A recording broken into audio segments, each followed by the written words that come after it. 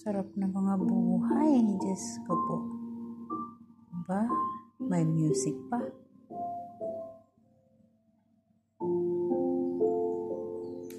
Oh. Yung pang isa.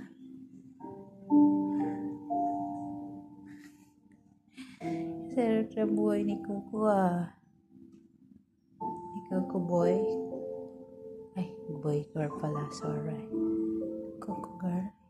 Ito naman. Tiger. Ang laki niyan. Mas lalo naman yun. Malaki. Janice. At saka ayan si